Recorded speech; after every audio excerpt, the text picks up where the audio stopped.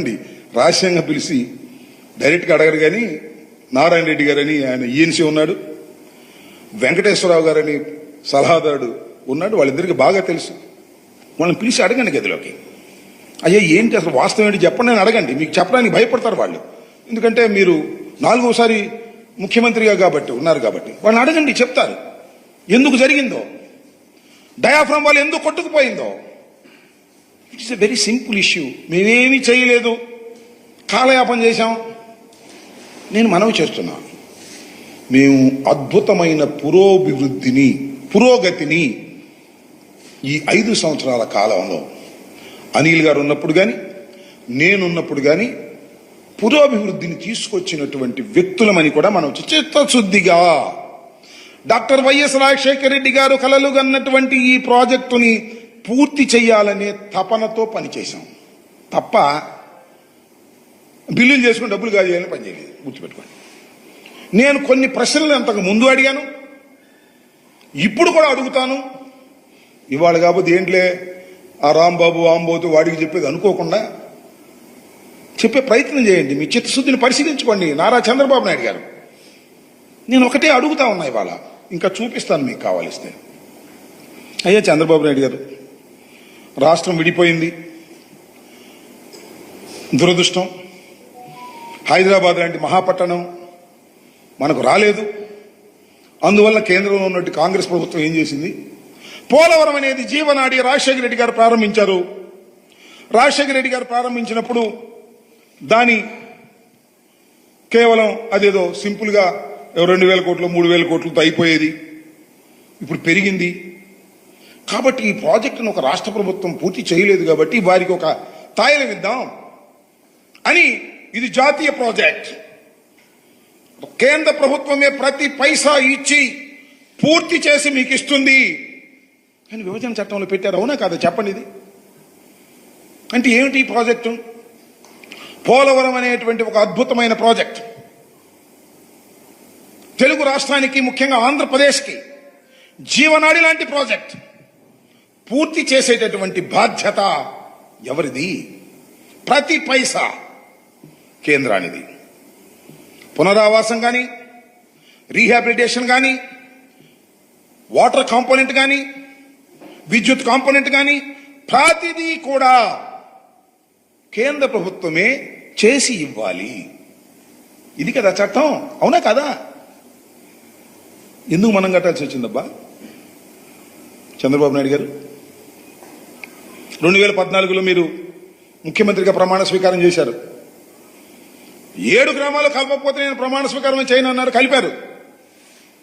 14 నుంచి 17 వరకు అసలు ఎందుకు ఈ నిర్మాణంలో ముందుకెళ్ళలేదు? 16 తర్వాత ఎందుకు ముందుకెళ్లారు? కేంద్ర ప్రభుత్వం దగ్గర నుంచి ఈ ప్రాజెక్టు మీరు ఎందుకు తీసుకున్నారు అని నేను చాలాసార్లు అడిగాను. కేంద్ర ప్రభుత్వం చేయవలసినటువంటి పోలవరం అనే జాతీయ ప్రాజెక్టుని రాష్ట్ర ప్రభుత్వం ఎందుకు నిర్మించాలని తలపెట్టింది? ప్లీజ్ సమాధానం చెప్పండి చంద్రబాబు నాయుడు గారు. రాష్ట్ర ప్రజలకు సమాధానం చెప్పండి. మీరు అధికారంలో ఉన్నప్పుడు చేసినటువంటి గొప్ప పని, చరితాత్మకమైన తప్పిదం. నెంబర్ 1, చరితాత్మకమైన తప్పిదం ఎందుకు చేశారండి మీరు? ఇక్కడ ఒక ప్రశ్న అడుగుతా. కేంద్ర ప్రభుత్వం ఏముందంటే నీతి ఆయోగ్, రాష్ట్ర ప్రభుత్వం మేము చేస్తామని అడిగింది, అందుకని ఇచ్చామన్నారు. చంద్రబాబు నాయుడు గారు ఏం చెప్పారు తెలుసా అసెంబ్లీలో? అప్పుడు కేంద్ర ప్రభుత్వం మన తీసుకోమంది, అందువల్ల మేము తీసుకున్నాం అన్నాడు. ఇంతవరకు క్లారిటీ లేదు. కేంద్ర ప్రభుత్వం తీసుకోమందా, మీరు అడిగి తీసుకున్నారా? కేంద్రాన్ని అడిగితేనేమో రాష్ట్ర ప్రభుత్వం అడిగింది కాబట్టి మేము ఇచ్చామన్నారు. మిమ్మల్ని అడిగితేనేమో కేంద్ర ప్రభుత్వం తీసుకోమంది, మేము తీసుకుందాం అన్నారు. ఏంటి కథ? గడ్కరీని వెళ్ళి కలిసామంటారు. ఎందుకు కలిశారబ్బా? కేంద్ర ప్రభుత్వం దగ్గర నుంచి తీసుకోవడం కోసం కలిశారు. ఎందుకు మీరు తీసుకున్నారు?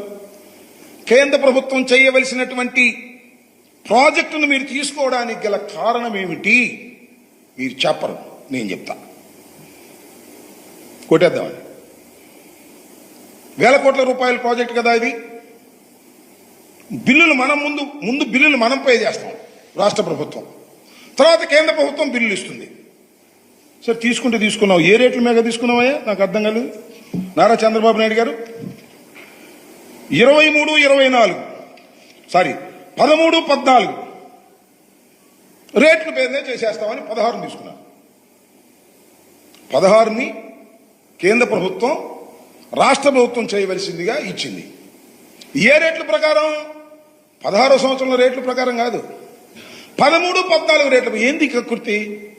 వాళ్ళు చేయాల్సిన దాన్ని నువ్వు చేస్తూ రేట్లు కూడా వెనకటి రేట్లు వేసుకున్నావు. ఏంటి కక్కుర్తి? ఏం లేదు. కక్కుర్తి అంతా కాంట్రాక్టర్ నీ సొంత వాళ్ళని పెట్టుకోవాలని, సొంత వాళ్ళని పెట్టుకుని దానిలో డబ్బులు కాజేయాలి అనేటువంటి, కరప్షన్ చెయ్యాలనేటువంటి ఒక దురుద్దేశమైన ఉద్దేశం. ఇది మా మీద రుద్దేటటువంటి ప్రయత్నం చేస్తున్నారు మీరు. కరప్షన్ కోసం మాత్రమే రాజశేఖర్ రెడ్డి గారు ఈ ప్రాజెక్టుకి పునాదులు వేసి రాష్ట్ర ప్రజల యొక్క సంక్షేమం కోసం, వ్యవసాయం కోసం ఆయన ఈ ప్రాజెక్టుని ప్రారంభిస్తే, జాతీయ ప్రాజెక్ట్ అయినటువంటి పోలవరం ప్రాజెక్టుని కేవలం నీ కరప్షన్ కోసం, నీ డబ్బుల కోసం నువ్వు తీసుకునేటటువంటి ప్రయత్నం చేశావు. టాల్ స్ట్రైక్ మొట్టమొదటి కాంట్రాక్టర్ కాంగ్రెస్ ప్రభుత్వంలో ఇచ్చారు, వాళ్ళ దగ్గర తీసుకున్నావు. అది చిత్రమైన విషయం అంటే నాకు ఎవ్వరికీ అర్థం కానటువంటి అంశం, చాలా గొప్ప అంశం. అది ఏమిటంటే